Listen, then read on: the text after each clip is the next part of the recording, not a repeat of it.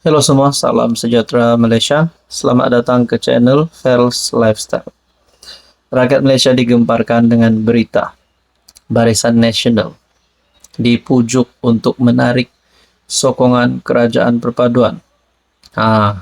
Ataupun satu bahasa yang lebih kasar sedikit, untuk menjatuhkan Anwar, untuk menggulingkan Anwar, untuk memecat Anwar sebagai Perdana Menteri.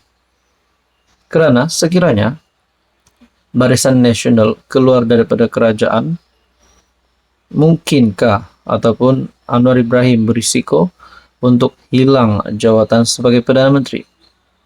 Itu pun kita boleh tahu sama ada Anwar dijatuhkan ataupun tidak selepas Barisan Nasional keluar daripada kerajaan perpaduan dan bergabung dengan Perikatan Nasional. Itu pun kalau jadi kenyataan. Jadi apa yang berlaku kepada Anwar setelah tular berita ataupun isu ini? Akhirnya ini yang berlaku kepada Anwar. Ada yang kata Anwar menangiskah? Ada yang kata adakah Anwar takut? Ini satu keputusan Anwar yang pasti menutup mulut musuh politik Anwar Ibrahim, mendiamkan ataupun mematahkan langkah ini. Anwar tidak bimbang cubaan hasut Ahmad Zahid. Inilah satu kehebatan Anwar Ibrahim yang pasti membuat musuh politiknya meroyan kuat. Perdana Menteri menegaskan tidak risau dan bimbang mengenai pendedahan yang dibuat oleh Presiden UMNO, Datuk Seri Ahmad Zahid Hamidi, mengenai cubaan menggagalkan gabungan kerajaan perpaduan. Datuk Seri Anwar Ibrahim berkata, gabungan yang diketuai beliau ketika ini adalah kuat dan bulat dengan sokongan daripada parti-parti politik utama, termasuk Barisan Nasional, Gabungan Parti Sarawak, dan Gabungan Rakyat Sabah. Itu biasa politik. Saya tidak risau.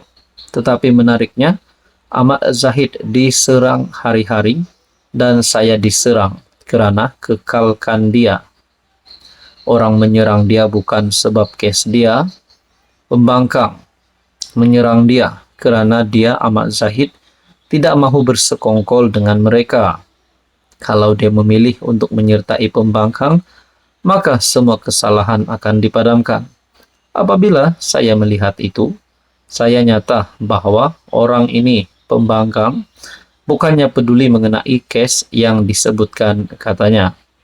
Beliau berkata demikian dalam program ramah mesra PM bersama diaspora Malaysia di Republik Korea pada Isnin. Dalam ucapan sama, Anwar yang juga pengurus CPH menegaskan tidak akan masuk campur sebarang urusan siasatan, pendakwaan dan prosiding di mahkamah. Ada orang tanya, mengapa tidak campur tangan kes baru-baru ini mengenai dakwaan rasuah? Mengapa Anwar tidak ambil tindakan tegas? Saya hanya boleh sebut siasat.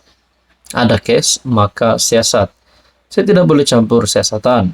Saya tidak boleh campur soal pendakwaan dan jatuhkan hukuman dengan bisik kepada hakim untuk jatuhkan hukuman.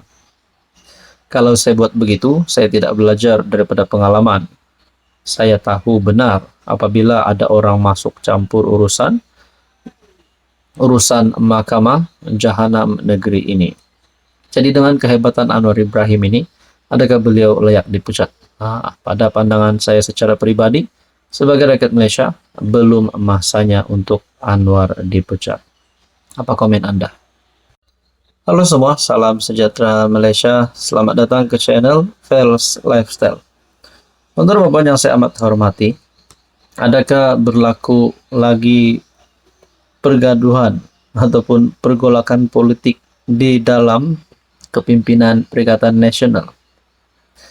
Seperti yang kita tahu, di mana beberapa nama daripada kepimpinan Bersatu yang telah naik pangkat, antaranya Hamzah Zainuddin menjadi timbalan presiden, manakala jawatan Setiausaha Agung Bersatu pula Saudara-saudara yang saya amat hormati, yang dikatakan bakal ataupun mungkin sudah dipegang ataupun jawatan kerusi itu sudah diduduki oleh Azmin Ali.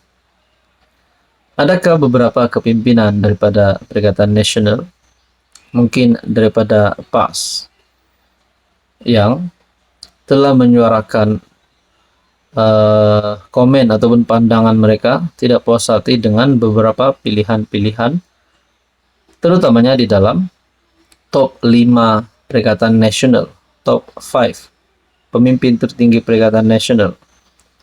Rupanya saudara-saudara, PAS dalam satu kenyataan menuntut jawatan Hamzah Zainuddin.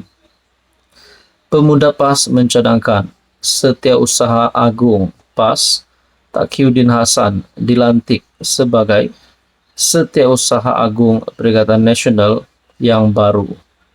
Ketua pergerakan itu, Afnan Hamimi Taib, mencadangkan perkara itu memandangkan Hamzah Zainuddin diberi mandat baru sebagai timbalan Presiden Bersatu. Makna kata cadangan daripada PAS adalah Hamzah yang telah dinaikkan pangkat sebagai timbalan Presiden Bersatu, manakala pemuda PAS terus mencadangkan agar Setiausaha Agung PAS Taqiyuddin Hasan dilantik sebagai Setiausaha Agung Perikatan Nasional yang baru. Adakah dengan ini sebenarnya PAS dan Bersatu berhadapan dengan perselisihan faham dalam meletakkan top 5 Perikatan Nasional ini? Bayangkan kalau cadangan pemuda PAS ini ditolak, adakah PAS akan bertindak mensabotaj Bersatu? Karena kena ingat, PAS mempunyai kursi parlimen yang paling banyak di dalam gabungan PN. Bukan saja dalam gabungan PN, bahkan mana-mana parti solo di Malaysia ini, PAS mempunyai jumlah parlimen, kursi parlimen yang paling banyak. Cadangan ini adalah sesuai dengan pengalaman dan seniority YB Datuk Seri Taqiyuddin dalam PN. Lebih-lebih lagi, beliau sebelum ini adalah merupakan timbalan Setiausaha Agung Perikatan Nasional. Dalam pemilihan Bersatu, Hamzah menang tanpa bertanding bagi jawatan nombor 2 parti, menggantikan Faizal Azumu yang bertanding jawatan lebih rendah, naib presiden. Keputusan itu sebahagian daripada rundingan dalaman Bersatu bagi mengelakkan perpecahan. Mengikut amalan, timbalan Presiden Bersatu dilantik sebagai salah seorang timbalan pengurusi PN bersama-sama Presiden PAS dan Presiden Gerakan. Bersatu masih belum melantik pengganti Hamzah sebagai Setiausaha Agung Parti, walaupun terdapat spekulasi Azmin Ali akan dilantik ke jawatan tersebut. Cadangan pemuda PAS agar parti itu diberikan jawatan SU Agung PN muncul seminggu selepas pertikaian antara PAS dan rakan-rakan PN mengenai calon Perdana Menteri gabungan itu. Saudara-saudara yang saya hormati, adakah ini sedikit sebanyak akan mengganggu hubungan antara kepimpinan parti komponen dalam Perikatan Nasional? Kita nantikan saja. Apa komen Anda?